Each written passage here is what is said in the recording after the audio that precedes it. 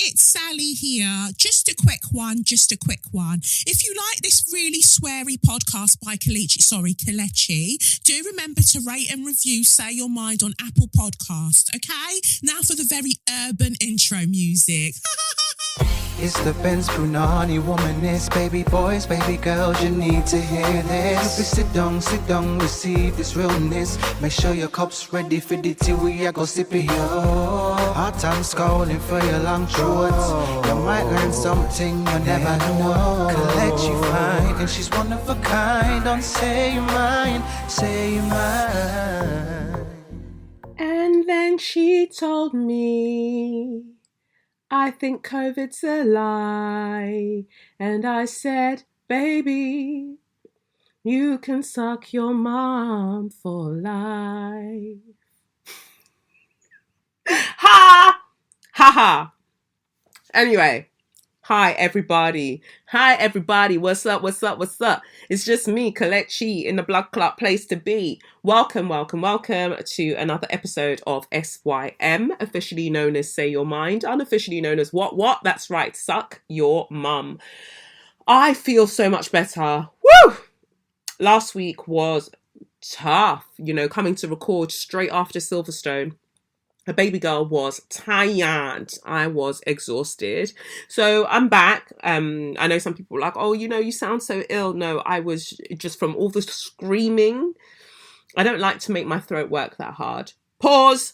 Anyway, I was just exhausted, but I've had time to really kind of chill out, take things easy. And I'm back in his house, recording another episode for your head tops. How have you been? What's been going on with Chow? I did a impromptu live tarot reading, pick-a-par reading for my patrons on Patreon on Saturday, and that was wonderful. Just have that energy with me as I was pulling the cards, and we could have a discussion, and I'm definitely going to try to do more of that more often, with the patrons, because it's great when I'm doing a pick-a-par. I pick up the messages even more clearly, and it's really wonderful. It was just wonderful to share that space. And for those who didn't catch the message in time, because I know it was super last minute, I've put the video up of that reading, that session. It's up on the Patreon page, so you can get it there. And I'll just be doing more of it because I really enjoyed it. I really enjoy being able to control the spaces that I share things in. This is why I've said before, I find Instagram Live a bit of a live wire, because you just never know who's going to be there in the comment section, and just how much you want to say, who's watching you, that sort of thing. So being able to kind of curate the space for myself, I really like that. So much has been happening this week. Big up Dawn Butler, because I don't even know if I've put it in. I don't think I put it in the notes. I should have, but big up Dawn Butler for calling Boris Johnson a liar, because that's exactly what he is. She got kicked out of Parliament for it. Oh well, she said what needed to be said, and I hope that the rumours are true, and that she is running for Labour leadership, although I truly believe that Labour is in a gutter right now, and I don't know if there's any way of saving it or salvaging it. So I really feel like the black women, the black Labour MPs, the black female Labour MPs, because I feel like that certain guys are wayward, they should start their own party, and they would get all of the support, because Labour is currently hemorrhaging, what did they say, about 250 members a day or something. I don't know, maybe it's a week, whatever. The fact is, you're losing members all of the time. Why? Because that mole that they sent in to come and ruin everything, he's doing a fine job. But I just wanted to get that out of the way, because I didn't want to dedicate too much time to that, and the person that lacked a top lip, that Madam Speaker, Deputy Speaker, that lacked a top lip, that was telling Dawn Butler to withdraw her statement of calling Boris Johnson a liar. Apparently, it's part of the rules in the Houses of Parliament that you can't call one of the other MPs, you can't call them a liar or a drunk. But I mean, so basically you're saying that we can't describe Boris Johnson. That's really weird. Like, so you're taking away all the describing words. So what are we left with? What next are you going to tell us? That we can't call him what list? That we can't ask him to count his children? We have to be really, really serious. Stop taking words away from people. It is what it is. If it quacks like a duck and it walks like a duck, then guess what? It's Boris. Okay? Thank you. Anyway, let's just get into all of the things then. Let's get into the tarot for this week. Yeah, let's get into the tarot. I'm really excited for this week. No particular reason. I just feel like, you know, things are just as they are. And I think like when you just find a way to kind of let go, you create so much more space for yourself. I've just accepted wholeheartedly that the world is mad and people are mad, and I'm going to shoot my shot wherever I can. And the worst thing that can happen is people say no. As those of you would have seen already, the Michaela Cole, it was announced last week that Michaela Cole will be she's been cast in Black Panther 2, the Black Panther sequel, and that's currently shooting. I think it's in Atlanta. Is currently shooting in Atlanta. And, you know, it's one of those moments where you get to practice the things that you preach. The first thing that came across my mind was, wait, so they've been casting and they've been doing this thing. Meanwhile, I'm here and I've been speaking this thing into existence. Man, fuck everybody. Fuck Ryan Coogler. Fuck everybody that's working on that, because I have been asking about this and pleading for this for the longest time. Fam, I said I'd be a fucking shrub. So I can't be cast as a shrub. I can't be I can't be cast as one of the, you know, the crevices on the mountaintop. What? How difficult is that to do? A young Dora Milaje I could not do? That's ridiculous. Have you seen my core strength? Have you seen my muscles? Have you seen my range? Nah, disrespectful. So those were the kind of first things that crossed my mind. And at the same time, I was just like, no, but this is great, because look at a Black British actress stepping up into the place after such a fantastic job with I May Destroy You. She's now going to be in Black Panther. And more so, I think why I thought about it was because, you know, if you listen to this podcast for a while, if you're new, welcome. But if you've listened to this podcast for a while, you know that I have an obsession with playing villains. Like, I want to play a villain. I would be one of the best villains of all time. And I'm not just saying that like just, you know, hyperbole. I'm fucking great at playing villains, to the point where if you lot, as much as you love and support me, watch me play that role, you might just decide that you hate me forever and ever. So yeah, I would play a really, really great villain, and I wanted the chance to do that. And I don't know if you looked up the picture of Madam Slay. Madam Slay was Killmonger's like girlfriend or whatever, or partner.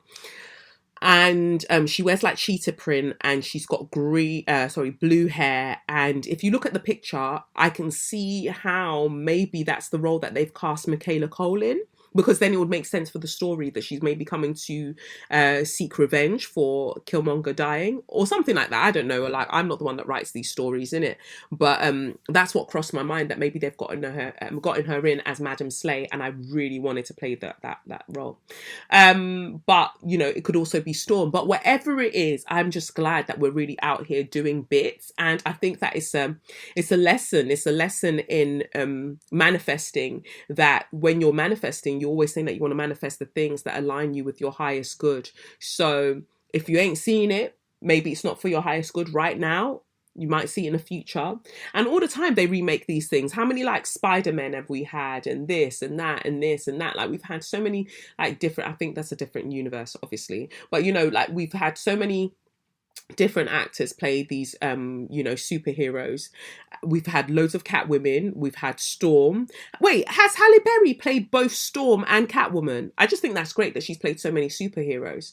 And yeah, and then they do like superhero origin stories. That would be really, really cool as well, because then I feel like in an origin story you really get to show your range, because you go from the moment of not knowing your power to the point where you do know your power, or you start to kind of learn more about your power. And I think that it takes really, really great actors and directors to convey that. So yeah, I just thought that I'd share that with you. So on one hand, you manifest Silverstone, and we're still working on the G-Wagon, and you're praying that you're manifesting Black Panther too, but sometimes maybe that's not the case and they're just filming without you. But I wish everybody well, and I know that it's going to be incredible. I pray that it's incredible. And also, you know, let's not forget RIP Chadwick Boseman. And we just continue, you know, we continue to move forward. But I just randomly thought I'd say that.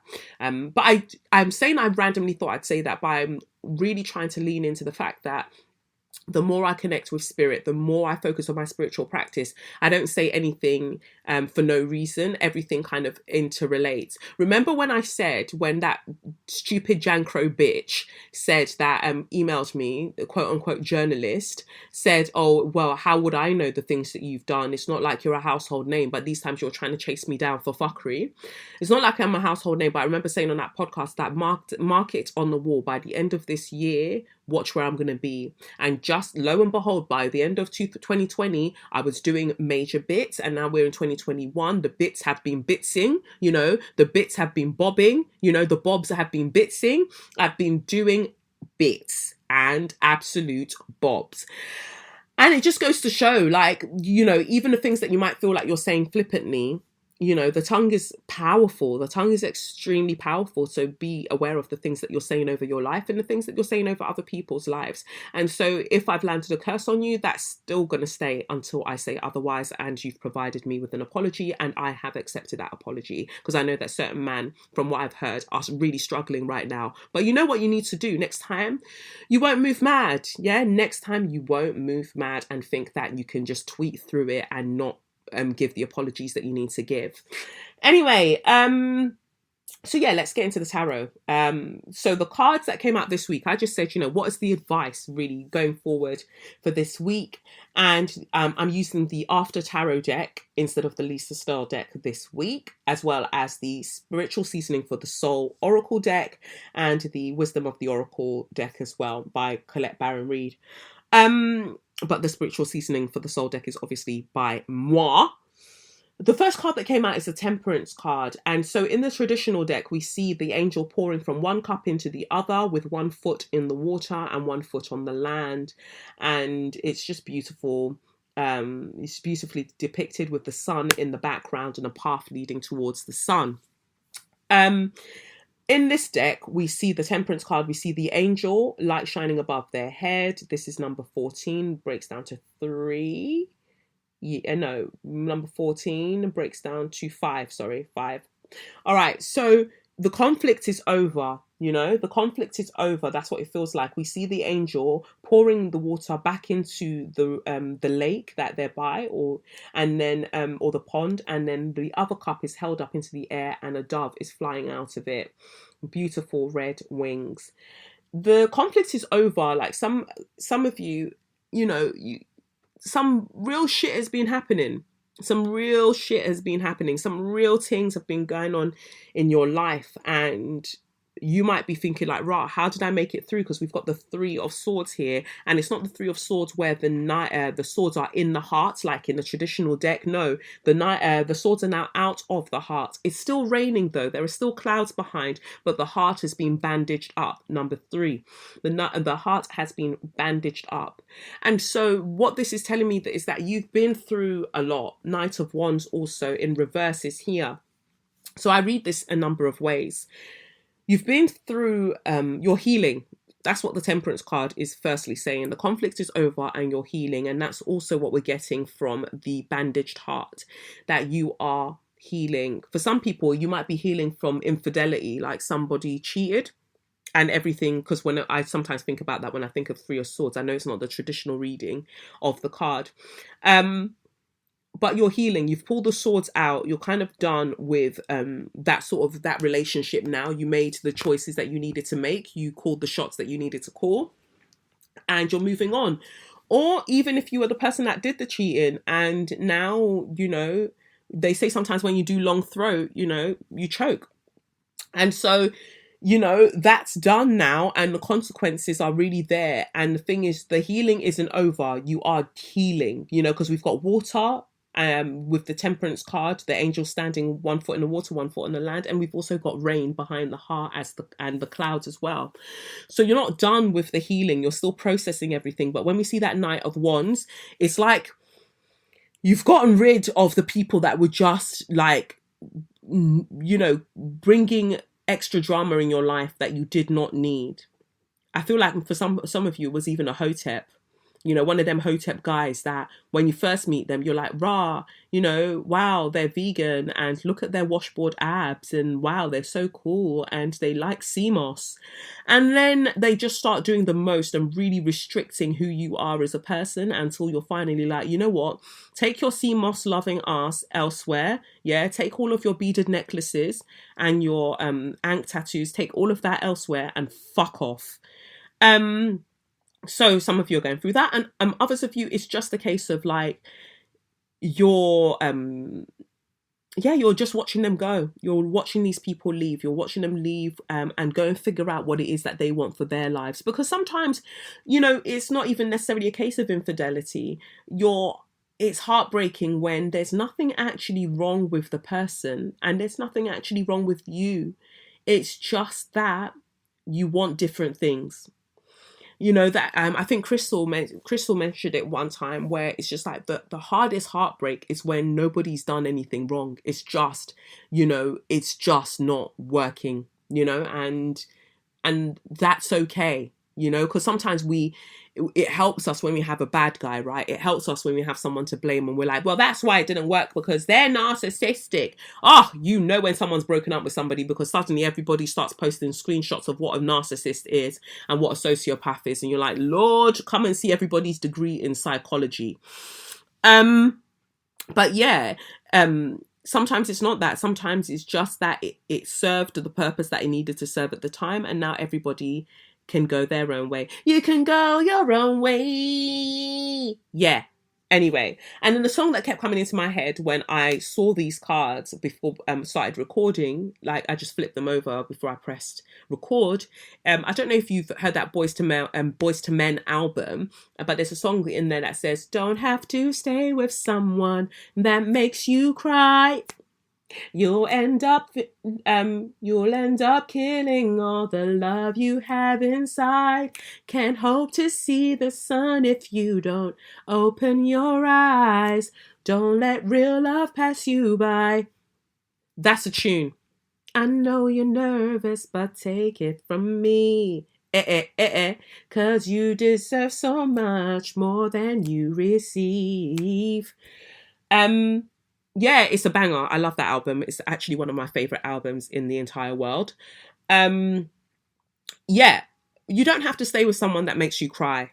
You'll end up losing. Why am I repeating the lyrics like I just didn't sing them to you? But honestly, it's true. But the most important part of that is you can't hope to see the sun if you don't open your eyes. There is a way through this, and there is the sun above the angel's head, and we also see all the light above the angel's head in the temperance card, and then we also see the sun off in the distance as well. You've got to walk towards your joy. You've got to walk towards the sunlight, like go towards your joy. Just because things didn't happen the way that you wanted them to doesn't mean that you are less deserving of the things that you desire. No, it's just that sometimes you experience certain things, so it makes you more sure of what you desire, and you go for that. And some of you, the second way that I read this card is that yes, you've been hurt, but you cannot now go and inflict the pain that you have experienced from others. You can't go and do that to other people or use that as an excuse to deny yourself a healing relationship, right? Or a healing space, because sometimes people move mad towards you and they're like, oh, but it's because I had this sort of ex and I went through this and I had this sort of childhood. While all of those are valid in terms of like the experiences that you've had, it's your responsibility to make sure that you are not kind of perpetuating that cycle and doing the same thing to other people. That's why I'm reading from the Knight of Wands. Like, learn from this and take action, but don't go and now start hurting other people. And also the way that I see this when I look at that Knight of Wands in reverse is like, don't go out to seek revenge either. And you might just entertain the thoughts in your head. You might just be like, oof, oh, I would love to do this, and when I catch that bitch that sent me the DM, whoo, it's gonna be on and popping. don't even entertain that. We know that maybe you'll never do that. You might not walk up to somebody and slap them up. And that is a message for me as well. Like, sometimes people hurt you, especially when people try to move mad online, or you feel like certain deals, like certain brands I really wanted to cuss out this week, but I just had to let it, or last week rather, but I just had to let it go. But I had to train myself to not even entertain those vengeful thoughts that you'd have. Not that you'd ever take action with and go forward with them, but even the entertaining of those thoughts, they mess with your vibration, they lower your vibration. So don't even entertain that. As hard as it may be, you've got to learn, your body has to learn, your spirit has to learn to not use the fantasy of vengeance to get you through hard times. Yes, it served you in the past, but now you've got to get to the stage of maturity, spiritual maturity, where somebody fucks up or tries to fuck you over, and you look beyond it and you look towards the healing. Like, yes, you're going to feel a particular way about what they've done, but you try to look at that option of vengeance, or entertaining the ideas about vengeance to get you through. You don't use them as a crutch anymore, because otherwise that energy still stays around. And that's confirmed because at the bottom of the card is the Emperor in reverse. So some of you is like almost trying to heal from a father wound as well, or healing from either that or the way that authority figures have moved mad towards you, whether it's also in the workplace and you're like, oh, I'm going to get them back one day. Don't waste your life waiting for the day to get somebody back. Like, just live. Just live. As challenging as it may feel, that is how we learn about unconditional love. Just living, even when it feels like our heart is in pieces and we feel like we've been wounded, like our inner child has been wounded greatly. Just moving on from there, really. That's then the cards that we got from the spiritual seasoning for the soul deck. We got, this moment is the most important. How is this how you want to use it? Exactly, this moment is the most important. Is this how you want to use it? Don't use the moments that you have on vengeful thoughts. Don't use the moments that you have on wondering about the one that got away and what it means, and how you had a specific plan for your life and now it's not turning out the way that you want, and there is an anger that you're not trying to acknowledge, and you're just trying to like nurse it, like, oh, I'm just going to go out with friends and I'm going to like drink lots, or I'm going to do this and I'm just going to like, I don't know, for some people it feels like, oh, I'm just going to fuck the pain away. That's fine. Do whatever you feel like is going to help you. But at some point, you're going to have to choose different modes of healing, because you are definitely on the path of healing. But it's not going to feel the way that you've been used to feeling before, because you know better now. So the things that were helping you before, the vices that were helping you before, aren't really going to serve you in the same way anymore. It's not going to hit the same. So you're going to have to kind of swallow that bitter medicine. And I said it to the patrons on Patreon when I did the live reading, that I was reminded of that quote, physician, heal thyself. You are your physician. You know your body best. You know your soul best. You know the medicine, the true medicine that's going to help with this healing. That is the medicine that you need to take. Every other thing is a counterfeit. The next card that we got, oh, look at this, baby. The next card that we've got from the spiritual seasoning for the soul oracle deck is, people do hurtful things. That is their journey. How we react to the things people do is our journey. Again, that temperance card being there, balance. Yes, we know that you've been hurt. Yes, we know that your heart is breaking and you're working on healing. We know that. But what you cannot do now is be like, oh, because they've moved mad, I'm going to go and move madder. Because what is that going to achieve? Like, your destiny is so great. Like, what is that going to achieve? Remember that you are the hero in this story. And we don't need you to then go and also play the villain. That's way too many roles. That's way too many lines for you to learn. Focus on your path as the hero. Focus on the path that you're being called to, where you can, I mentioned like the superhero origin story. We met you at a space where you did not know your power. Things happen in the same way in them origin stories. Those things happen where you learn of your power, and then we're watching what you then go on to do with it. And that's what you're being called to do. Don't start moving mad just because other people move mad towards you, no matter how tempting it might be. You might have the perfect plan to get these people back, but really, is it worth it? Like, is that a debt that you want to take on spiritually? Probably not, because you've come so far. You can't be listening to this podcast every week and then want to then go and regress on all the work that you've been doing on yourself. Fuck that. People, there's no motherfucker that's worth you undoing the work that you've been doing on your soul. There is not a single motherfucker that's worth that. The Oracle's message from the Wisdom of the Oracle deck says, we've got the Observer card, number 49. It says, most people see the world through a personal lens. They closely identify with their feelings and experiences, so much so that they come to believe that these are the only reality. There are times when you need distance in order to gain perspective and understand your circumstances from a more neutral vantage point. Now is one of those times in your life. This is a perfect moment for you to begin to do some exploring. Instead of only considering yourself, consider what you need to understand about the conditions, people, culture, and environment you're engaged with now. You'll be so happy you did. Illumination is the miracle you seek and will indeed find. Illumination, that Temperance card, the light above the angel's head. Relationship message here says, sometimes you just can't see the forest for the trees in your way. Feelings can get all jumbled up, and often you hear one thing when a person says another. It can be like an echo of an unresolved past experience dubbed over your conversation. Take time out before you react. It's likely the other person has no idea how his or her words have affected you. Take a few steps back and lend understanding to the situation. Have faith in your connection and trust that you can come together. Take to higher ground now and cultivate curiosity about what you observe in yourself, in others, and in the landscape. You will find things much improved sooner than you know. And then the protection message here says, ever think sometimes your life options are suction cupped to your face and you can't see beyond yourself? There's a big world out there, a multitude of potential realities that you're unable to perceive at the moment. So you're a little stuck. It's time to get advice from someone you trust, someone who has a better perspective on your circumstances. Other points of view are needed now before you move forward. Take heart. A beautiful vista is waiting for you to drink it in. You just need a little help widening your scope beyond your small self.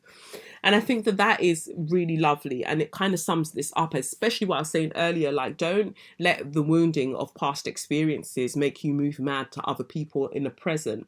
Like, you know, sometimes, yeah, it is scary to consider new relationships, or it is scary to kind of be like, oh, my workplace fucked me over and I'm now going to go into a new place, and you're looking for the archetypes that you had in your previous workspace. Don't look for them. If they're there, they will find you. You don't need to be looking for them. Just go towards your joy. Not everyday combat.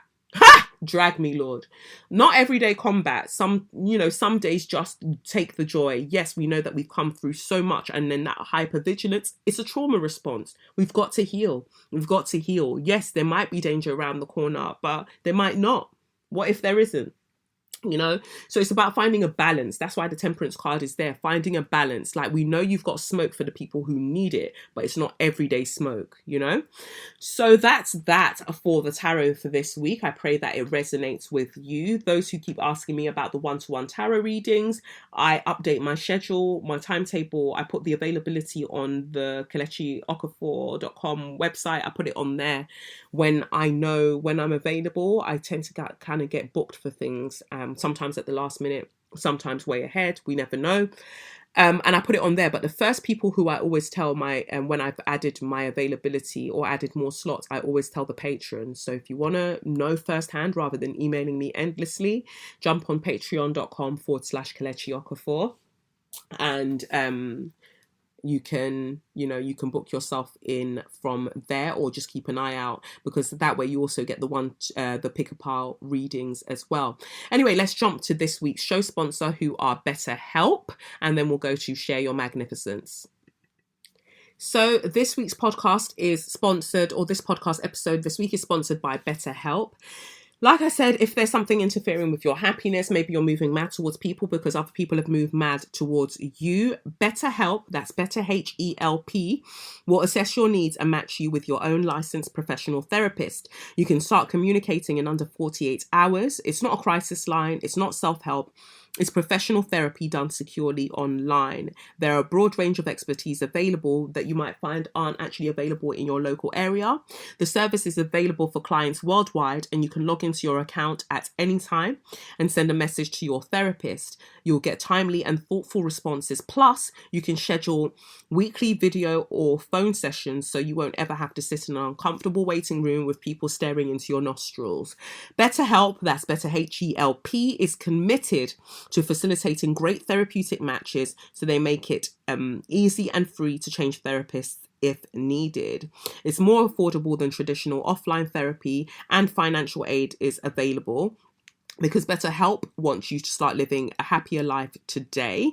So visit BetterHelp, that's betterhelp.com/yourmind. That's BetterHelp, betterhelp.com/yourmind, and join the over 1 million people who have taken charge of their mental health with the help of an experienced professional. You've got your special offer for being a Say Your Mind listener, where you get 10% off your first month at betterhelp.com/yourmind. So go and get into it while we get into Share Your Magnificence. So this week for Share Your Magnificence, the first person I actually want to big up is Uche Eke, who's the first Nigerian gymnast to represent Nigeria at the Olympics. There are quite a few Olympic-y things that I've actually got down today, but I just think that that's wonderful. You know, like Nigeria's like, you know, we're getting more representation. You know, there's a mix of whether, you know, the representation is happening, and I just think it's I just think it's gorgeous. I really love that. Just a beautiful baby boy just doing all the things. I think male gymnasts are incredible. I mean, obviously I think female gymnasts are incredible as well, but just the strength, the flexibility, just the way that they do it. It's not something that you don't see men moving in that way often. Patriarchy has us by the neck. But it's just beautiful to kind of just see that. I think that it's gorgeous. And Ibokwenu, hey! Yeah, I love it. 24 years old, doing the things, and I just freaking love to see it. But on that subject though, I really don't understand why pole dancing is still not an Olympic sport. I was looking at the TV the other day. Well, was it today actually? Yeah, I said the other day. It was today. Well, when you listen to it, it'll be yesterday. Anyway, I was looking at the TV and I saw that skateboarding is an Olympic sport now. And I was just like, wow, skateboarding? Great. I'm saying it's an Olympic sport now. It might have been an Olympic sport for a while. But anyway, I'm just like, okay, so we've got skateboarding that's an Olympic sport, and that's wonderful. But pole dancing should also be an Olympic sport. Like, it's gymnastics with a pole. Like, Simone Biles would absolutely kill it. Like, why aren't we having that? I just feel like it needs to be a thing, and obviously it's because pole dancing is so inextricably linked to sex workers, and the misogyny is just wild, and you know, the respectability politics is just wild, and that's why they don't want pole dancers to have their things. But I know pole dancers right now that if pole dancing was an Olympic sport, they would be world champions. Layla, definitely. Layla would be. I would love that. Layla, I would coach her in all the things. Like, her flexibility is on point, her fluidity, her musicality, like, amazing. We'll just be adding some strength moves up in there with the flexibility, the hyper flexibility moves, and we'll be taking gold. I don't know if we want to take gold for this country though, you know, so where we would place Layla in terms of country, so we could get all the baby girl things, are things that we will consider. Anyway, I'm probably like putting Layla up for the Olympics like she even asked. But no, I've got some amazing students that with the right coaching, with the right funding, like, we would absolutely eat up everything.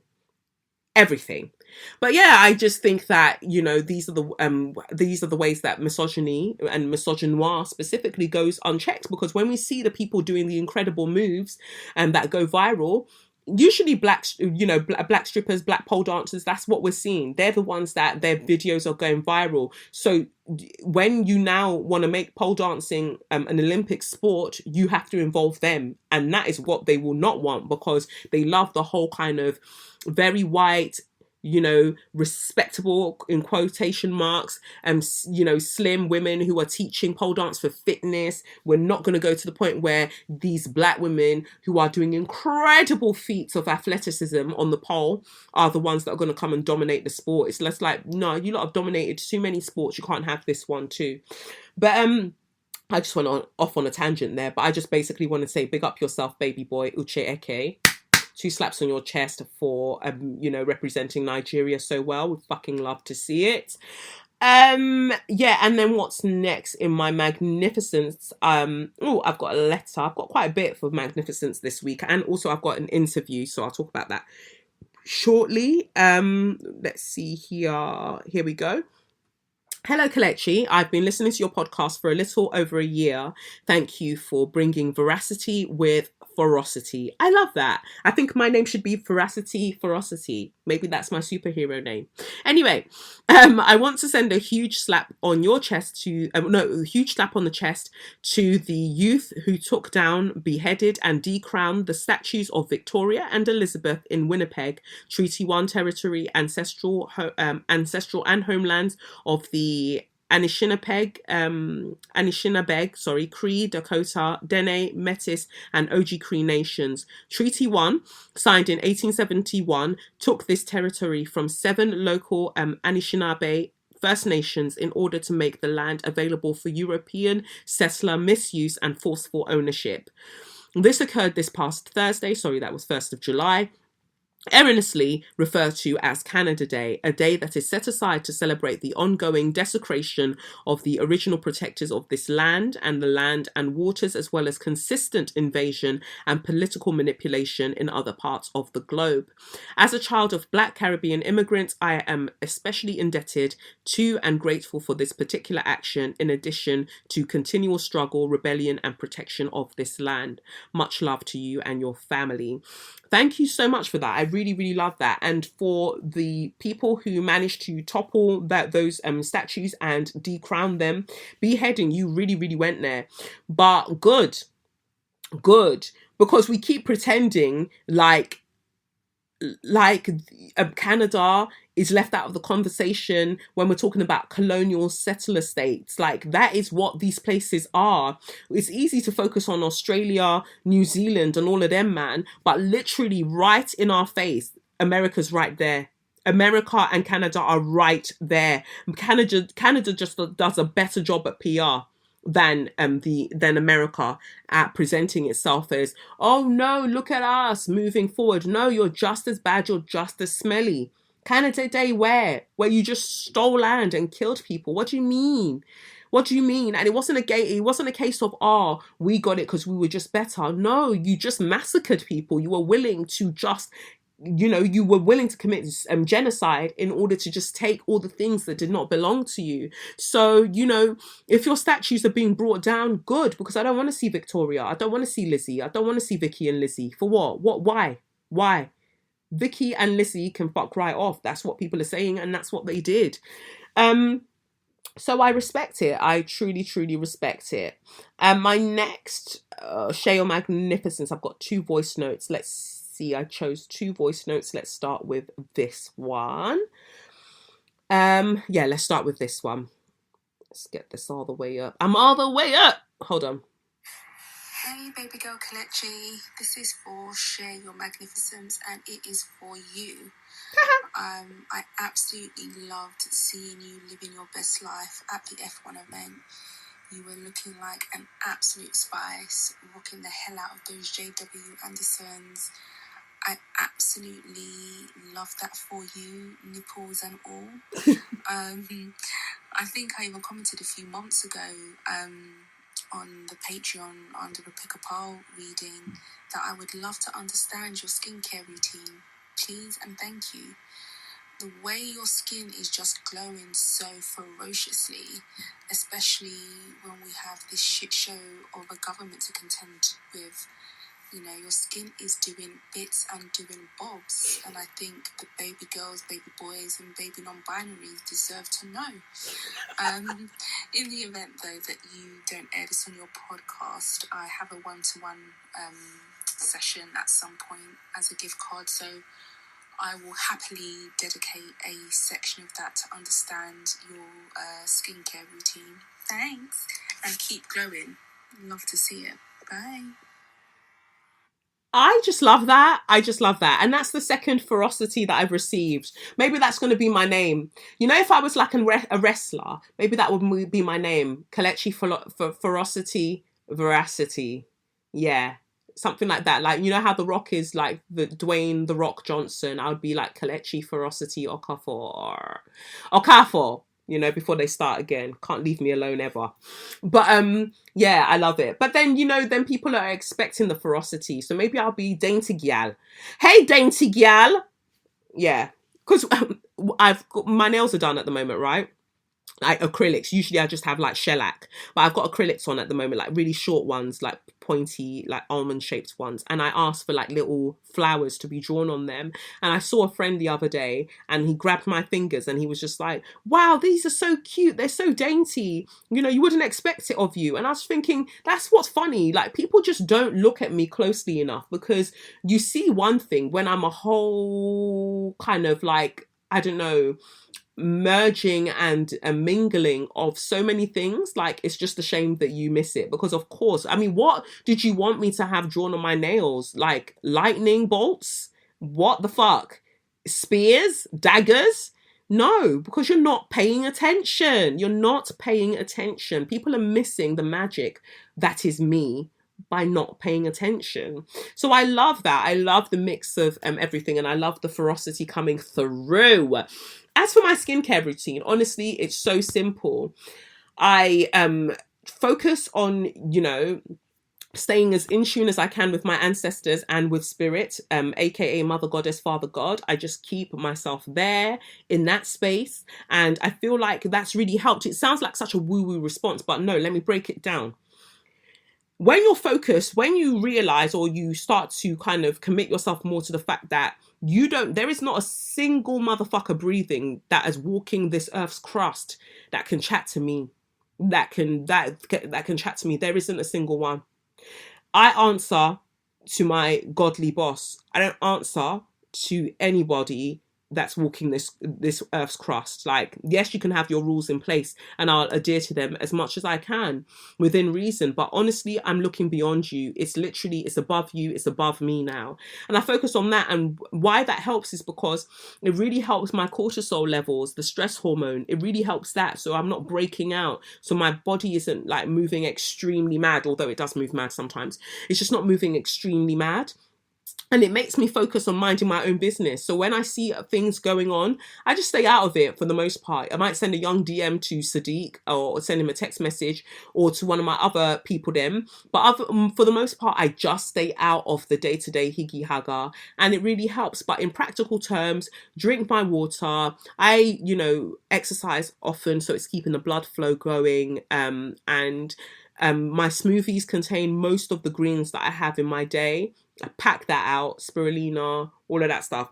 I pack it out in my smoothies, drink lots of water, making sure I'm like trying to eat well, like balance out what I'm eating. And I think I use Face Theory. Face Theory is what I use, the cleanser from Face Theory. And they've got a little cream, that's some vitamin C sort of cream thing that I use from Face Theory as well. And then I use the marula oil from, is it Drunk Elephant?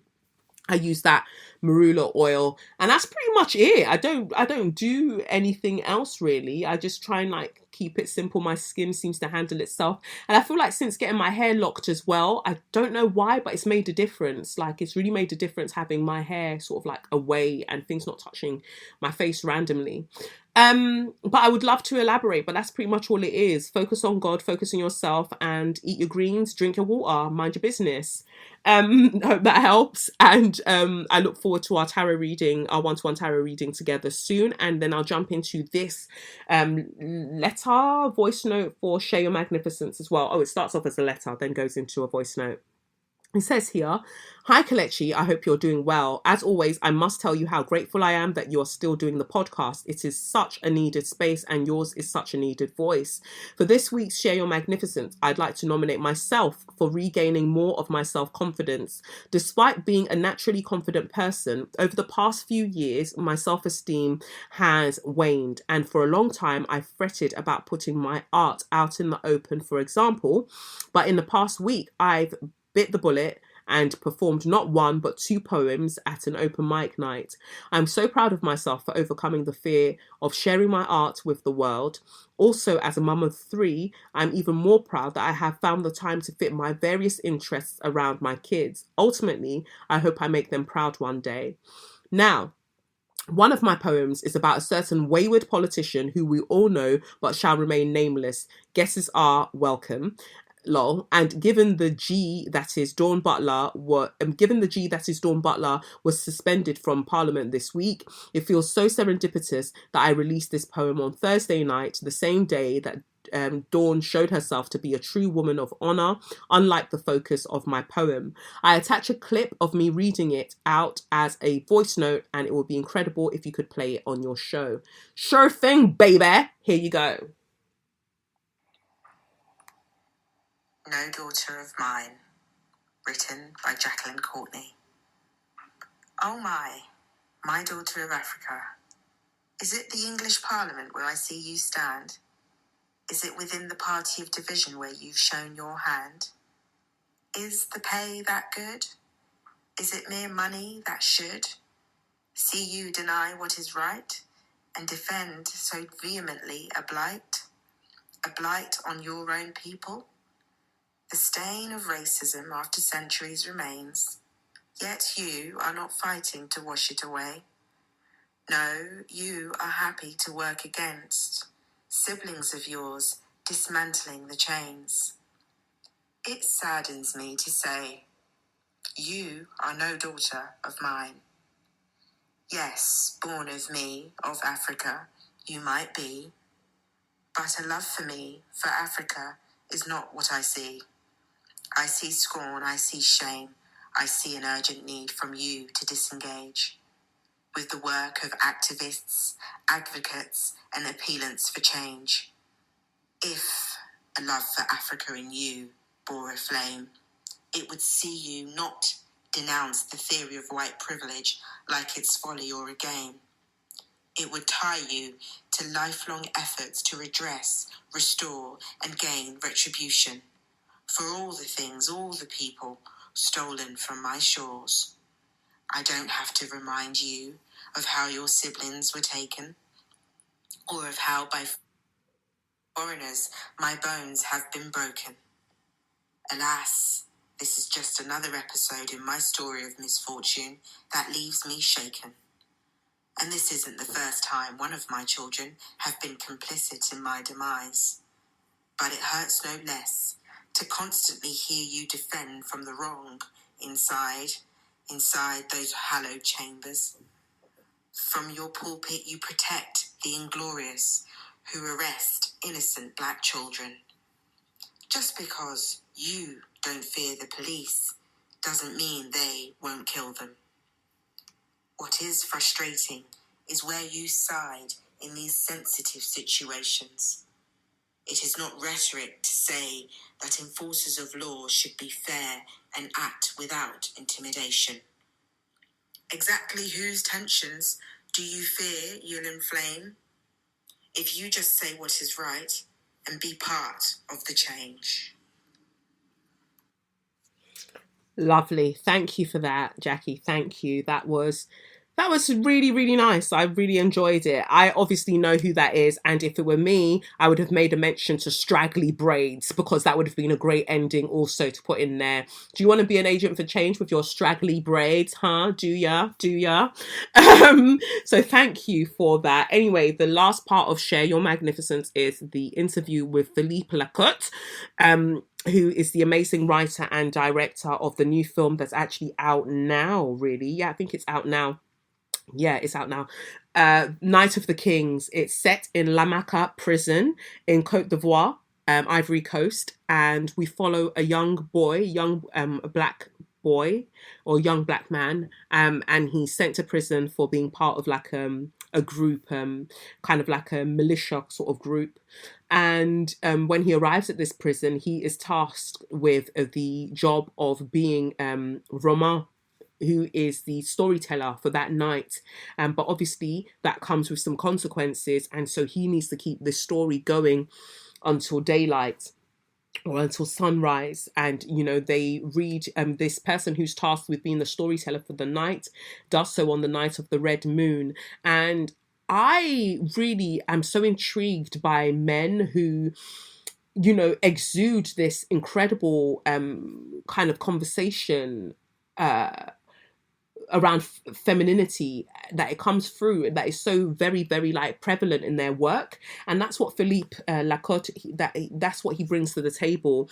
And I've been trying to do less actual like film interviews and stuff, because while there are so many wonderful films, I'm just like, I need to be able to talk to you about something.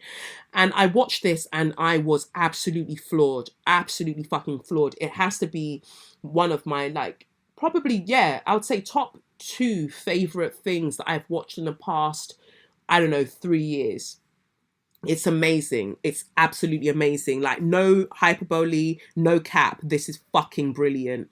And it was all in French, like, but there's subtitles. So I watched it with obviously the subtitles because I don't know a lick of French.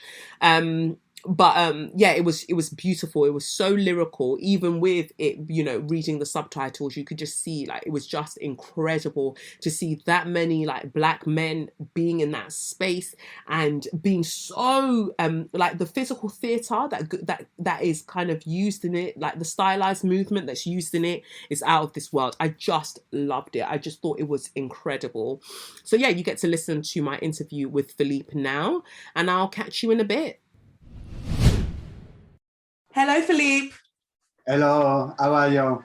I'm wonderful. I'm wonderful. Thank you so much for speaking with me. I know that we only have 15 minutes and I could probably, the questions that I have for you, we could probably be talking for 10 hours.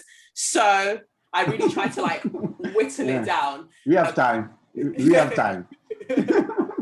So I feel like my first question has to be, like, how dare you? How dare you create something so incredible? Like, I watched The Night of the Kings, and I had to, like, Night of the Kings, and I had to go back, come back, like rewind, go back, because some of the scenes were just breathtaking, but not just the scenes. It's like the wording, you know, is so lyrical. And I like that in the film, it mentions the City of God, because that was literally the last film I saw that touched me in the same way, where we're looking at we're seeing it, the world through these young black boys, and they're in an environment that other people wouldn't want to focus on, yet we see so much beauty in it. So what drew you to that? Like, how? Yeah, thank you. I will say that it's my way of telling stories. I try to, for a long time now, I try to tell different stories in one story. It's my way of working, and I try also in making film. I try also to restitute my culture, and in Ivorian culture, in West African culture. Things are not separate. Magical things and realistic things are together, are in the same time. And invisible world, visible world, dead people, live people. The border between them is very fine, and we cross this border very easily. And with this culture, I bring also my different references in cinema. In European cinema, in South American cinema. And Night of the Kings, it's also a reference about Greek tragedy. And yeah, Night of the Kings is this mix. Yes, and you can see just your artistry. I love that it was submitted by Côte d'Ivoire for the Academy Awards, and you know it's turning heads. Everyone's talking about Night of the Kings. They're talking about it because what you've done is sensational. Like you say, you're really showing us West African culture through the West African gaze, in that we without the Western gaze, we're looking at this where the surreal intermingles with reality, and that is where we exist at this kind of precipice between worlds, and you take us there, and you do that through the framework of Lamaka prison. And you said that your friend talked about their experiences to you about their being in the prison, but also your mum was in that prison when you were younger. Yeah, and I told that first I got this story of my childhood friend, a true story, who said me that the practice of roman is a real practice in Lamaka, to choose a prisoner and to ask him to tell stories. And this story connected with my family story, because when I was child, 7, 8 years old, my mother was in Lamaka for political reason during 1 year. So I traveled 1 day by week in a collective taxi to go in Lamaka, inside this forest, because Lamaka is built around inside the forest. Wow. And I kept a very strong image of this moment, because Lamaka as a visitor, Lamaka is a very open prison. So you can, everything is public, is collective. So you can meet some prisoners. Prisoners can take your bread. A prisoner can take your newspaper. So there was some interaction like this. And for me, Lamaka was like a kingdom with queens, kings, lackeys, and I wanted to restitute this feeling, this atmosphere. Yes, and you did it so beautifully. I love that. It's Letitia Kai. She was involved as well as the queen. When we go into that, you know, when we start playing with time, it's not chronological. It's beautiful to see her. She's Ivorian as well, right? So yes, she's Ivorian. and she's done such wonderful things in terms of creations, what she's been able to do with even structures with hair and things like that. So I love how you implemented and included the youth of Côte d'Ivoire and what they, you know, and what they're bringing forward. I was watching that and I thought to myself, it seems to me like Roma is the embodiment of the storytelling history, the oral histories of West African culture. And if he has to die at the end of the night, so do our stories. So he, you know, I thought that was interesting, that you gave us our history through a human. Was that a conscious kind of line that you wanted to follow, and how deeply did you kind of choose his words and choose how you portrayed him in order to deliver that? Yes, of course. When you decide to make a film about a character who will tell stories, it means that as a director you have a lot of questions about how to tell a story, but it's impossible not to think to our oral African tradition. Our oral tradition in West Africa, it's our griots. Griots are our storytellers from 12th century, and griots, it could be a man, it could be a woman. It's continued today in a modern time. You can find griots in weddings, in in cities, and it was for me, it was to pay a tribute to all this powerful tradition of telling stories in Africa. And when Roman arrived in this prison, my main character, he said my aunt was griot, and I grew up with my aunt. So it's a sort of coming age for him. At the beginning, he doesn't know if he has this power to tell stories. And at the end, he is sure that he has this power. But through Roman, it's also the history, the story of Africa.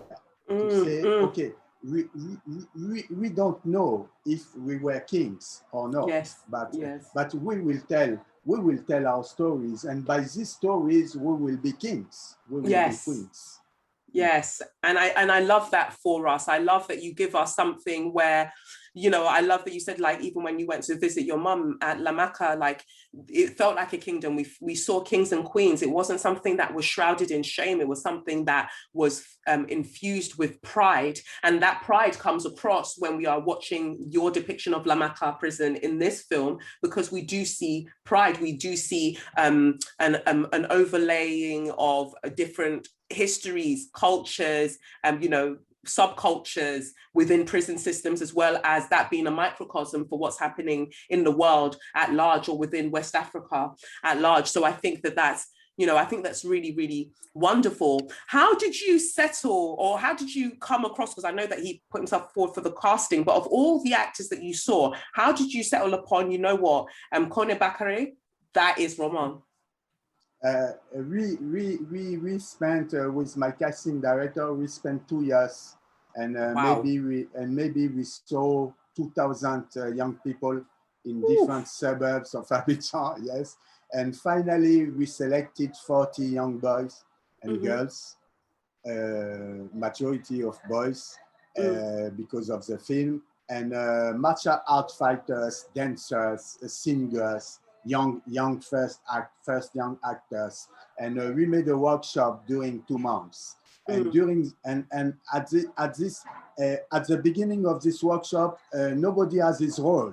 It was very open. Maybe we had the chance to have.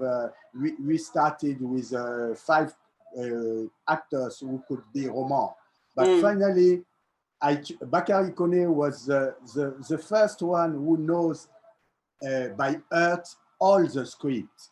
Wow. So, very quickly in 1 week.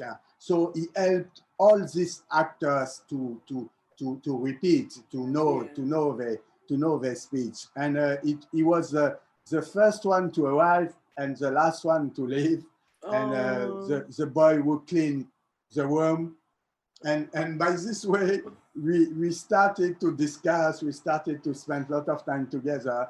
And it was important for me to have a character, to have an actor I could discuss with him without words. And it was the case of Bakary Kone. And he was very ashamed at the beginning, but his own trajectory, a non-actor who will play a role to tell stories, was the same trajectory than Roman. Like Roman in the film. So we use this. At the beginning, Roman doesn't know that, he doesn't know how to tell a story. And in one word, I will say that Bakary Kone was not an actor at the beginning of the film, but at the end, he became an actor. So we try to create a parallel between these 2 trajectories: the trajectories of the actor and the trajectory of the role.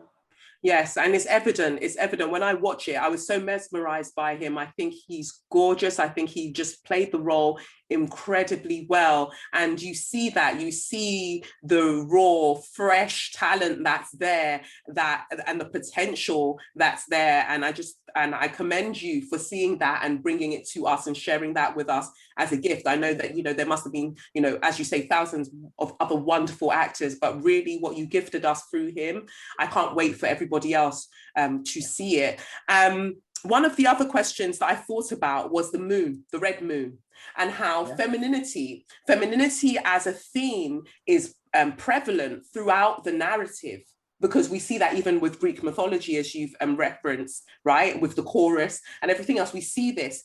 But in a film that's predominantly men who are in it, how did you find that balance of still bringing pretty much the divine feminine? We get it through the queen and through Helene, you know, Zama's mum, we get that. But how did you balance that? Like, we've got so many men, but femininity still kind of finds its way through.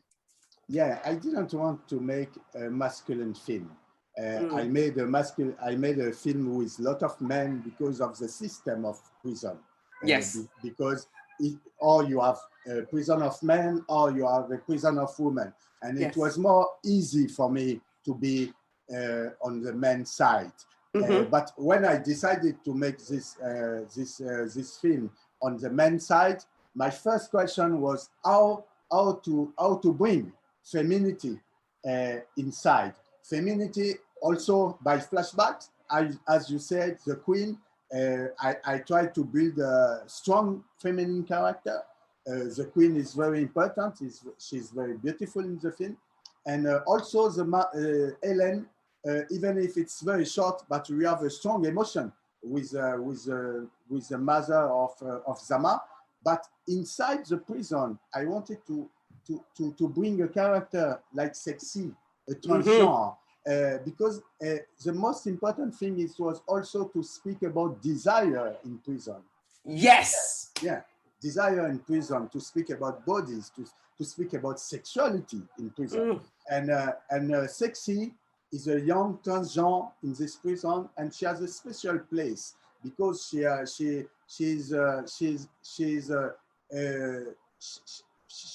got a lot of love in private, private, and in public she's oppressed. And I wanted to give these two faces. I wanted to give these two faces. But you did it so responsibly, and which I don't often think is done. We've seen examples of when this hasn't been done responsibly or hasn't been done with care. And what I love with what you've done with Sexy is that, yes, we're seeing a transgender woman within this prison system. And yes, you know, even when she's been shamed and like pushed around and stuff, you protect her. As the director, you know, when I view it, I actually see how you protect the character from violence. She's present when violence takes place. And yes, she's shamed at certain points, you know, when she's been pushed around, but generally speaking, we see her almost on the outskirts or in rooms. She's kind of protected, kept away from those things that could harm her. And I just have to say kudos for that, because there's a fine balance, there's a fine alchemy that you present to us in this film that it's basically genius. It's not easy to do that. It's not easy, and I think that I tried in my last films, and now maybe I success more in Night of the Kings, because I try to tell different stories in one story, and I try to work with different formal elements, archives, legend, magical things, realistic things, animals, archive of animals. So it's not easy, but about Sexy, it was important to have a room of desire in this prison. For me, it was like this. You have some characters like Sexy, like Razor Blade, like Silence, who are around the fight, around the conflict. They are not inside the conflict of power between Blackbird, Lass, and Half Mad, but they are around, and they bring something very poetic, very, very, very mute. But Sexy is also an instrument in this fight. Yeah. Yes, as we all are. And that's what you showed us, that we all are, you know, we're either in the conflict directly or we're instruments within the conflict in one way or another. And I love that you said that there has to be a room of desire, because there's a room of desire within all of us. And some people access it and some people don't, right? And, you know, Sexy was the one that was almost the reigning queen of that room of desire. So it's, you know, commendable work, but I won't keep you for much longer. I guess, like, when I look at Roma and how, what I've read about, you know, the kind of justice that you want for the Ivorian youth, for them, the access that you want for Ivorian youth. And then we have the final scene that I think is gorgeous, where we're still within the prison, but we see a sense of freedom. We get the sense of freedom. I wanted to ask you, what does liberation mean to you? You're telling us things, deeply heartfelt things through your work, but what does it mean to you personally? How do you see liberation playing out in the world, especially, you know, having a mother that you had that clearly spoke out against what she thought to be liberation? It's 70% of the population in Ivory Coast have less than 30 years. So when we speak about Ivory Coast and when we speak about Africa today, we speak about young people.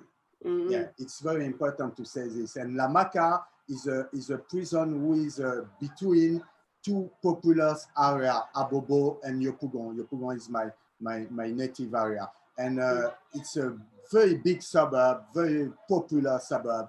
And all these prisoners, many of these prisoners comes from this popular area because young people are very poor and for different reasons, they finish in La Maca. So it was important for me to give them a sort of poetry, a sort of dignity.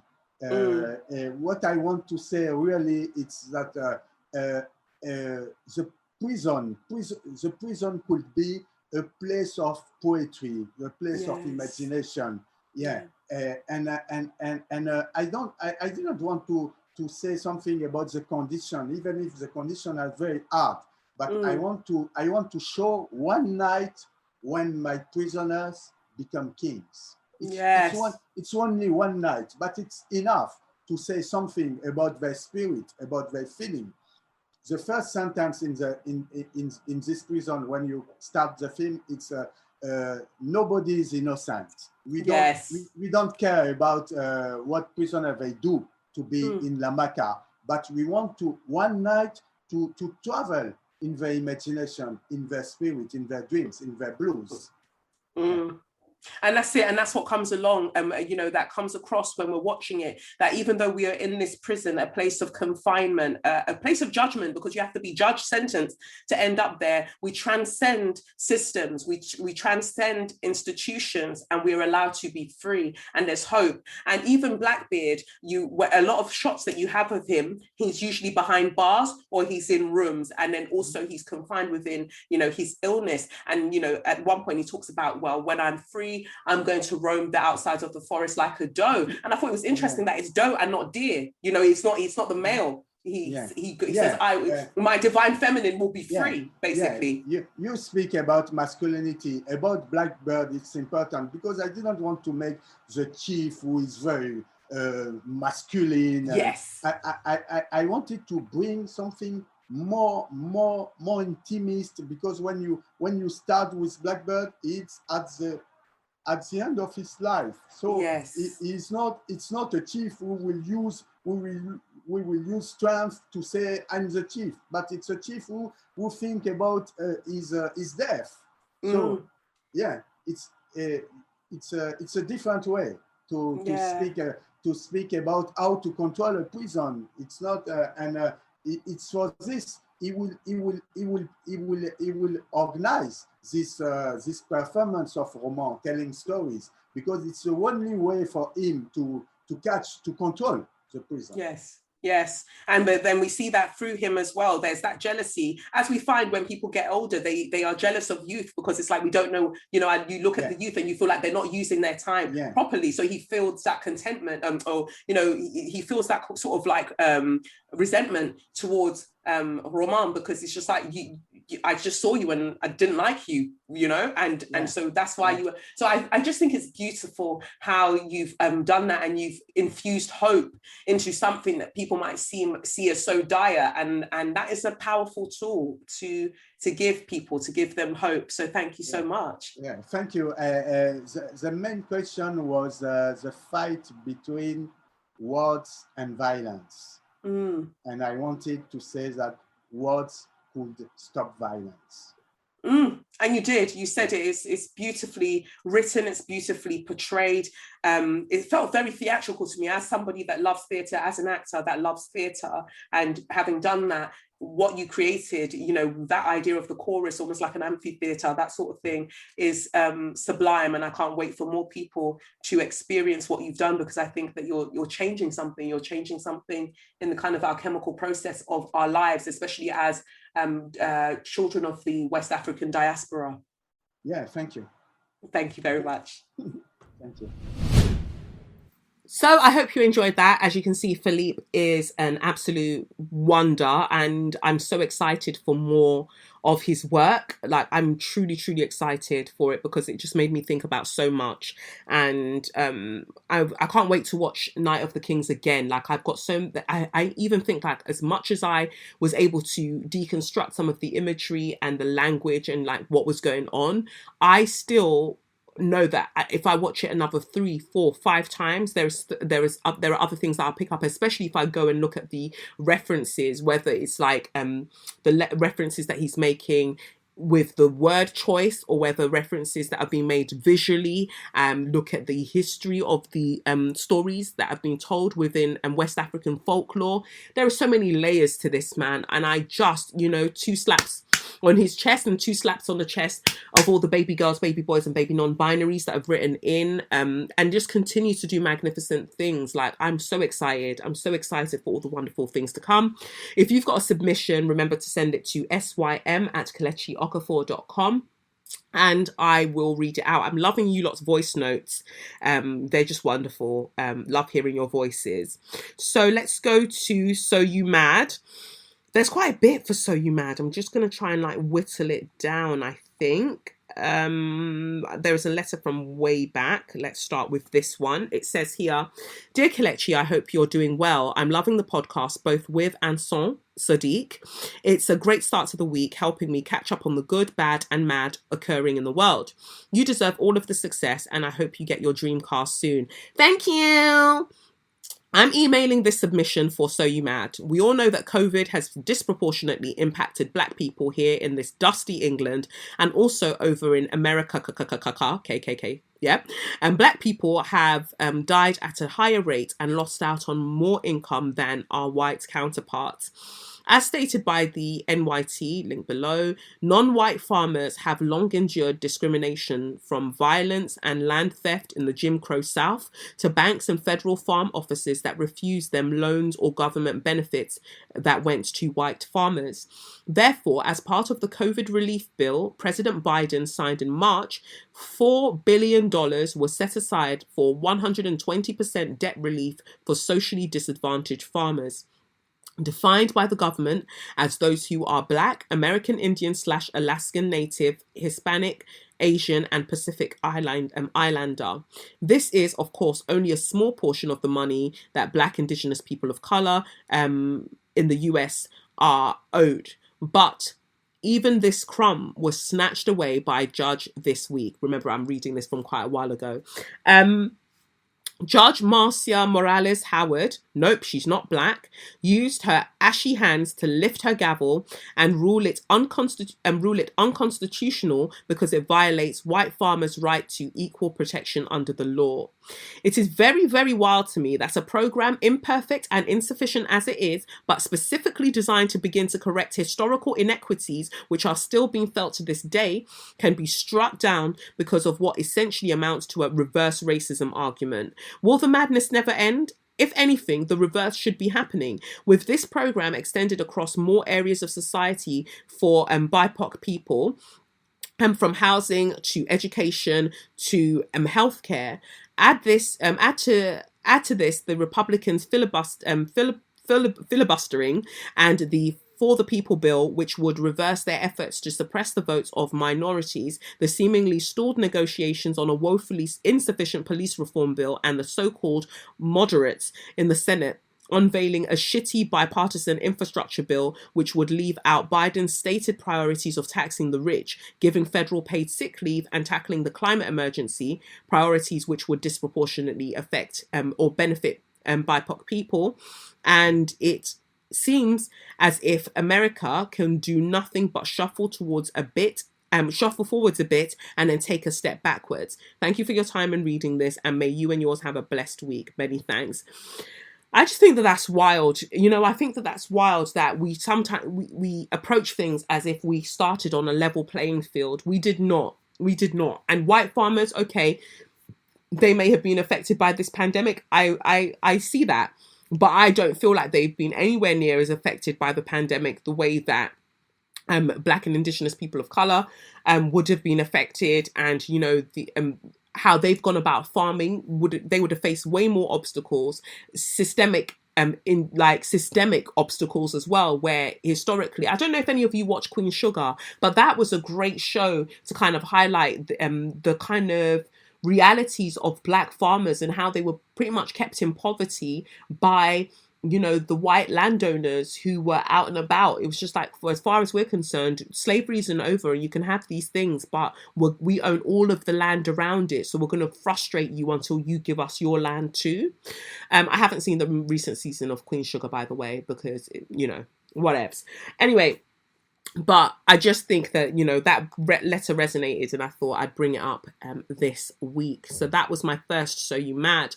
My next So You Mad is the Norwegian women's beach handball team have been fined for not wearing bikini bottoms.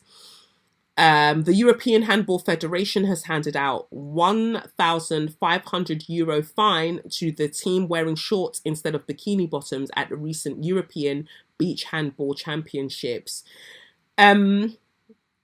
That translates to about, or converts to £1,295 and roughly €150 per player for improper clothing. Wow.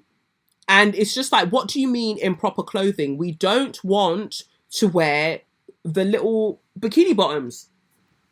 The men who are playing handball as well, the beach handball, they wear these long shorts. They can wear that. And then I guess they can wear vests as well. Or if they want to be topless, they can do that too. But women are told that they must wear these little skinny little bikini bottoms. And again, this is what I was saying about misogyny. How like women's bodies are controlled literally everywhere. Why? What reason is there that they must wear these little bikini pants? Why? Why can't they wear shorts? If the men can wear shorts, why can't the women wear shorts? Why must it be the little skinny? I just think it's ridiculous. I think it's ridiculous. And it's the same way that we see that, you know, they're trying to stop hijabis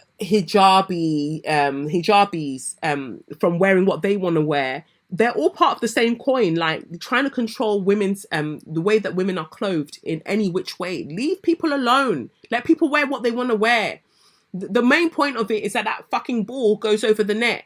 If it's going over the net or, you know, flying to the other team or doing whatever the fuck, why does it matter if I'm wearing pom-pom shorts or if I'm wearing these little thongs or if I'm wearing whatever? Because the whole reason that you know that it's popular is because you want our bodies to be on show as much as possible to drive ticket sales. That is disgusting. That is horrible.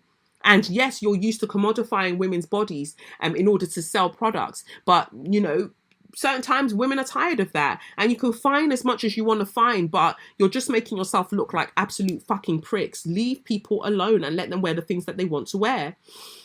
And then finally, Eric Clapton, the singer, the musician, old guy, he says that he won't play at any venues requiring people to be vaccinated.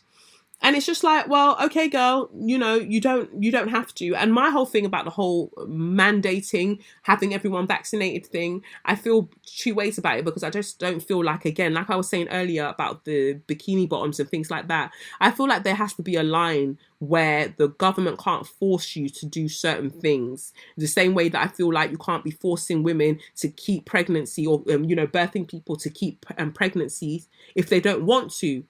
Like, that's not for you to do. Leave people alone. You know, so if we can say that the government doesn't have a right to force people to keep pregnancies, they shouldn't have a right to force people to be like, you must have this vaccine, otherwise you can't do this, you can't do that. If you want to say that, well, before that they can go into certain places, they must have done, tests like these lateral flow tests or whatever. I think that's fine. That's a healthy medium. And if they haven't done it, then they don't come into the venue. Like, you have to choose one or the other. You can't say, I don't want to do a test and I don't want to do a vaccine. I don't want to be vaccinated either, because now you're being selfish. Like, you've got to consider the other people who are around you as well. So, that's what I think about that specific thing. But him saying, oh, I'm not going to, be at these places where they're demanding that people have a vaccine. Okay, well, I don't necessarily even want you to perform, to be honest. I just don't even think that you should be out here performing, because you're wild as you are. And from what I remember of a very racist comment that you made, you shouldn't be doing much. But it says here, Eric Clapton says he will not perform at any venues that require attendees to prove that they've been vaccinated against COVID-19. Clapton issued his statement in response to Prime Minister Boris Johnson's announcement on Monday, 19th of July, that vaccine passes would be required to enter nightclubs and venues.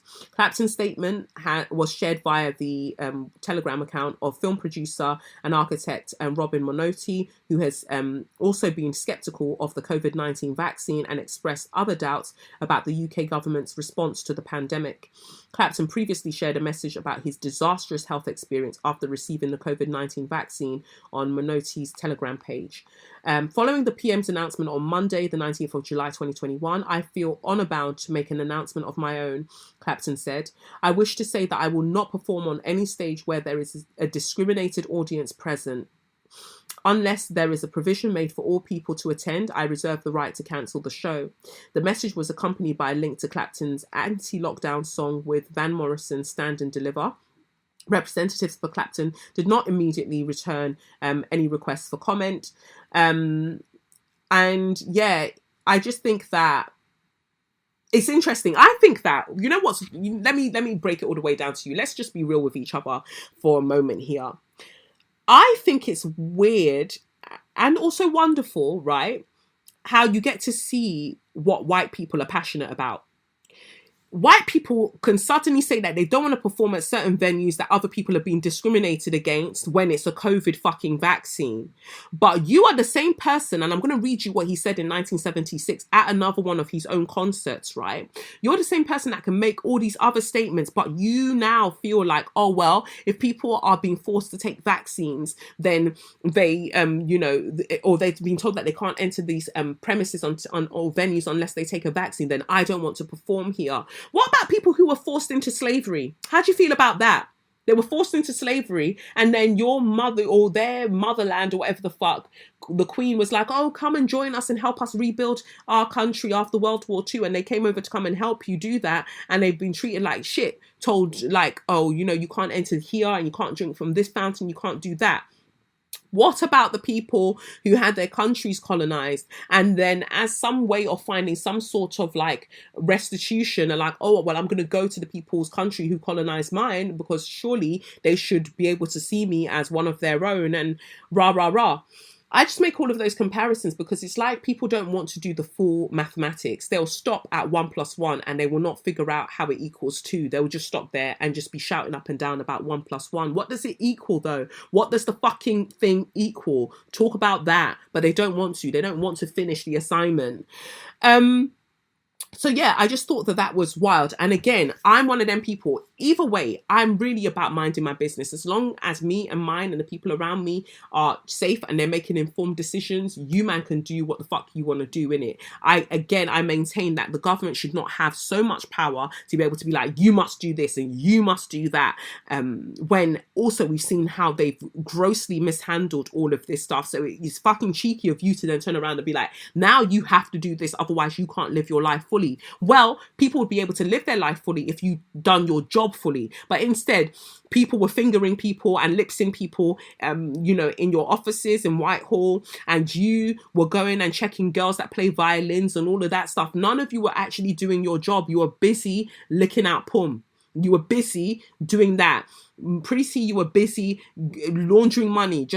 Everybody was out here just chopping money, but you'll be talking about, oh, Nigeria is so corrupt. Where did they learn the corruption? The villainy that you taught them is what they're executing. What the fuck are you talking about? I mean, oh, they're so corrupt over there in Africa. Why? Who corrupted them? Who corrupted the hard drive? Was it not you, man? Britain is a virus. Let's start there. You were the first. You were the first pandemic. Start there. It's just wild to me. It's just absolutely wild that you can turn around and start telling citizens that they must do this and they must do that.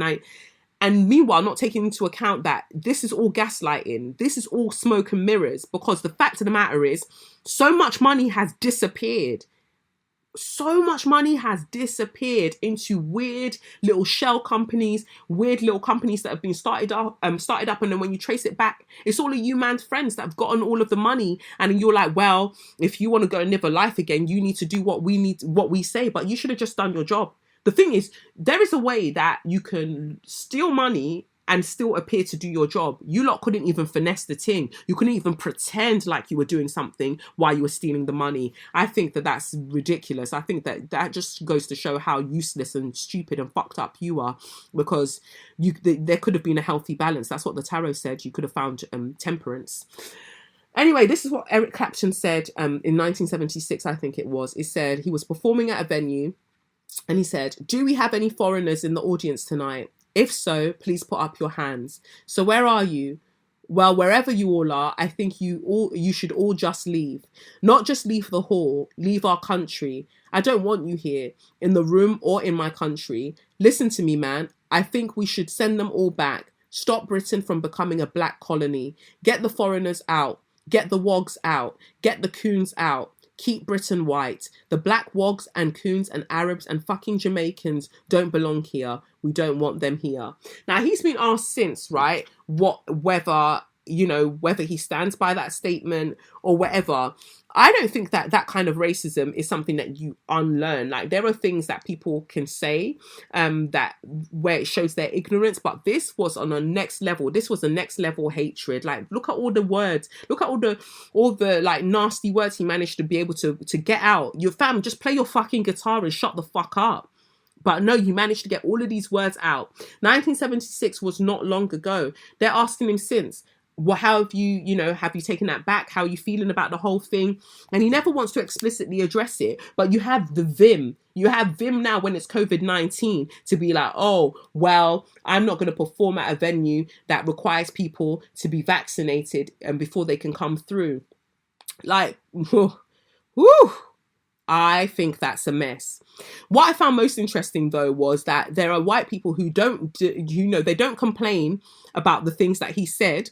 I read one person say, they tweeted here and they said, "To be fair, he was thoroughly ashamed of this. He was very drunk on stage with an ongoing drink problem. It didn't reflect his views beforehand or afterwards, but he would agree, I think, that there was no excuse for this."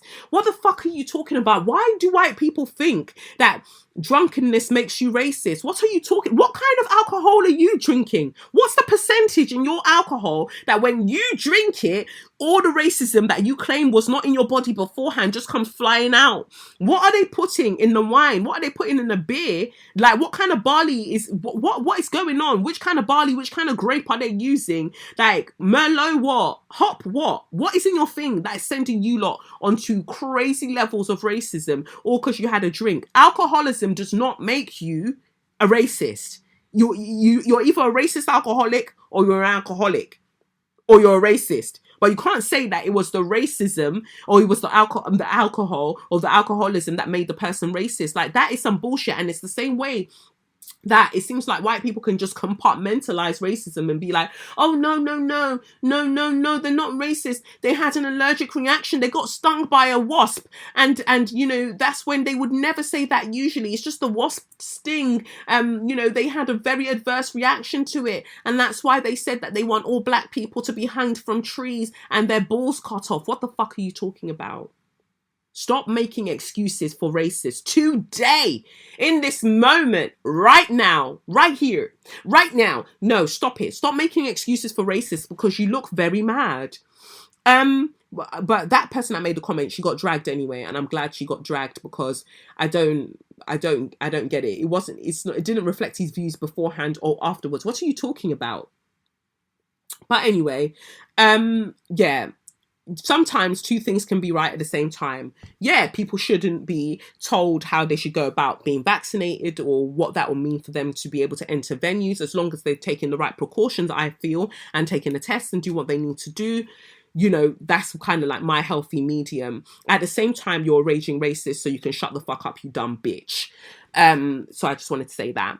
Anyway, that's that, I think. No, that's not that for So You Mad. There's one last bit for So You Mad, which was rather sad, actually, when I read this. So, let's get this up. A Tennessee man died after he was swatted by people targeting his Twitter handle. A Tennessee man died last year after being targeted by a swatting call by someone who wanted him to give up his Twitter handle. Mark Herring, 60 years old, owned the Twitter handle @Tennessee. He chose the handle when Twitter was in its infancy because he loved his home state and the Tennessee Volunteers. Over the years, Herring received many offers to sell the Twitter handle, but he always refused. Sometimes a prospective buyer would get disgruntled at his refusal to sell. But on April 27, 2020, things took a deadly turn, literally during the pandemic. Herring's relatives, according to several of Herring's relatives, they began getting pizza deliveries that they had not ordered. 2 of Herring's daughters and his ex-wife got multiple pizzas, all cash on delivery. Alarmed, they began to reach out to Herring, but got no response. Herring's son-in-law finally got through to Herring's live-in girlfriend. She said, "Everything is not okay. I'm in the back of a cop car. I got to go." Anyway, police had received a call from Herring's number claiming that Herring had killed a woman on the property. Officers responded to the scene, guns drawn. They met Herring on his porch and demanded that he put his hands up. That's when Herring had a massive and fatal heart attack. The family soon learned that Herring had received a demand from 2 people who wanted his Twitter handle. He refused, and the people allegedly began intimidation tactics to force him to sell. Police now say that 2 minors, one from Tennessee and one from the United Kingdom, were responsible for the events of April 27, 2020. The American minor has since turned 18 and is being charged as an adult. Good. The alleged British co-conspirator is still a minor and will not be extradited to the United States. But you see, because if I was running this country, trust and believe, I'm sending you over. Yeah, I'm sending you over. Packaged up, UPS, baby. You're getting right over, you little dirty little boy. You stupid little boy. According to the documents filed in Western Tennessee District Court, Shane Sonderman pleaded guilty in March to wire fraud / conspiracy, interstate communication of threats, false information and hoaxes, and conspiracy. According to the charging document, Sonderman had 6 other victims across the country. Only Herring died. The court filing states that as part of the harassment campaign, defendant Sonderman and his co-conspirators would place calls to emergency service dispatchers or 911 dispatchers, claiming that an emergency was in progress at the residence of the owner of the desired social media handle. Swatting is defined as generating an emergency law enforcement response against the target victim under false pretenses. Swatters can do this by making phone calls to 911, sometimes mimicking the victim's phone number and falsely reporting a violent emergency situation. Court documents state that Sonderman is currently awaiting sentencing. An attorney for Sonderman did not immediately want to comment. Wow. This is what your sons are doing online. But you'll be talking about how rap and hip hop music is ruining the youth. But this is what your children are doing online when you're busy, like not figuring out how to use seasoning in your food. This is what your children are doing online. I think it's absolutely wild, and I'm so sorry that that man is dead. I mean, yeah, I hope that he wasn't a racist. Anyway, that's the hardest thing, you know. Sometimes when people die, specifically white people, I'm like, oh, I hope that your soul, you know, gets to transcend and do all of the things. But I also hope you weren't a racist. And it's really a difficult one. It's a very difficult one. But anyway, like, that is disgusting that happened to him. Or for a Twitter handle, or because you wanted at Tennessee. What the fuck? And there has to be more regulations in place when it comes to social media. Trust me, I do not know what they are, but I cannot fully get behind all of this. Like, oh, we need people's identities to be verified before they can use social media. Because again, we're giving a lot of power to the government. We're giving them a lot of data that they can misuse. And we know that they'll misuse it because they misused all the funding that they should have used during the COVID-19 crisis, and it's ongoing. And they didn't use that properly or with integrity. So just imagine what they're going to be doing with even more information about you. And the thing is, these social media platforms are also private companies as well. So what are they going to be doing with your information once it's received? Everything is about data. And I keep talking to you about this technocracy that we're heading towards. Like, look at where Bezos is, look at where Gates is, look at what all of these men are doing with their time. Look at Branson, all of them. What's that? Mark Zuckerberg. what everyone's doing, like it's really sinister. It's really sinister where they're trying to go with the data that they collect, because data is the currency, not really money anymore. That's why they're able to amass lots of like money, because what they're selling is far more valuable than, you know, mere gold. So yeah, so all of those things are really worrying, that if they got given even more information as private companies, what they would then go to do with it, and also what the government will then be doing, and the kind of deals that they would strike going forward. So yes, we need to find a way to deal with this like ridiculous behavior, harmful behavior that's taking place online. But how do we do that in a way that is then not going to backfire on, for instance, activists and people like that do need to keep a level of anonymity in order to be able to do the work that they do? I don't know the answer. So, and I'm just putting it out there that we must figure something out at some point. But yeah, whoever that UK miner is, somebody needs to slap him up. As far as I'm concerned, he needs to get clarted in his fucking face. As for Start Your Motors, well, Hungary GP, the Hungary Grand Prix is next week, and then there'll be a 3-week break, like a summer holiday for Formula One, so the drivers and everybody else can go and live their lives for a bit. But Hungary GP, the Hungary Grand Prix, will be the first time that we're seeing Max Verstappen and Lewis Hamilton interacting again after the drama of last week at Silverstone. Now, the thing is, Chris Horner, who's the team principal that I've told you, king of bad vibes, he's the team principal for Red Bull. He put out a blog post on the Red Bull website a few days ago, and it's like he was doubling down on his fuckery. And it's really worrying to see, like, just the way that people choose words to present, like, Black people, or, you know, biracial people, or, you know, whatever. In this case, like, they're racializing Lewis Hamilton as Black, right? It's the way that he went about choosing the words, and it makes me think, like, Jerry Halliwell is your fucking wife. Jerry Halliwell is your wife. Like, she's a Spice Girl. Why has your life not been spiced up? Spice up your fucking life. If your life was spiced up, you would not be spending this much time just being bad vibes. How do you marry a whole Spice Girl? How do you marry a whole Ginger Spice and you are spiceless, seasonless? How? Just bad vibes for no reason. Hate to see it, man. Hate to see it.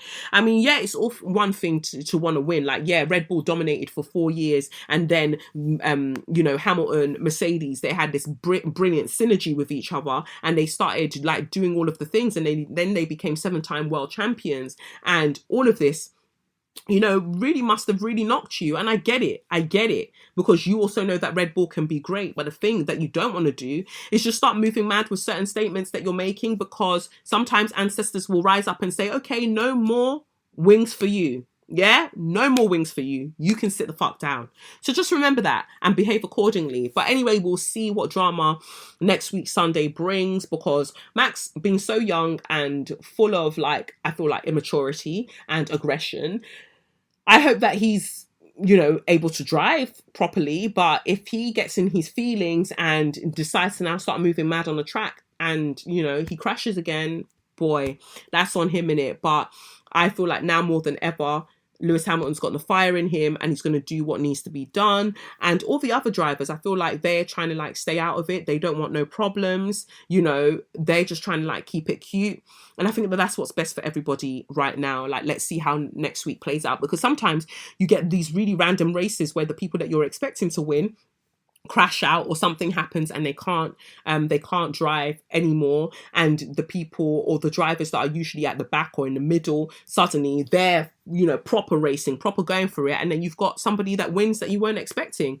So, but let's see how it all plays out. Let's see what happens with that. Anyway, let's get to Straw of the Week, aka Suck Your Mum. I've got a letter here. I'll start with one of the letters first. Let's see here. I love this letter because it's clearly written by somebody that knows how people read. And yeah, clearly a teacher, but somebody that knows how people read, because things are in different like sizes in terms of the lettering. Some things are bold, some things are like in a slightly different color. It's just really great. I love that. Such attention to detail. It says, getting a G-Wagon and a townhouse. Dearest Kelechi, I've been listening to you since your chat shit get banged moment of May 2020. With this, there was a collective sigh of relief hearing your truth and boldness. A lot of people say similar. I agree. You are refreshing super magic. Like an albatross perusing a wide terrain, you prove sun-like energy vibrations with your powerful, confident voice of reason. You lance lies, a true queen, revamping dampened souls, each word debunking the veil of deceit that settled into many aspects of this modern world. So essential with the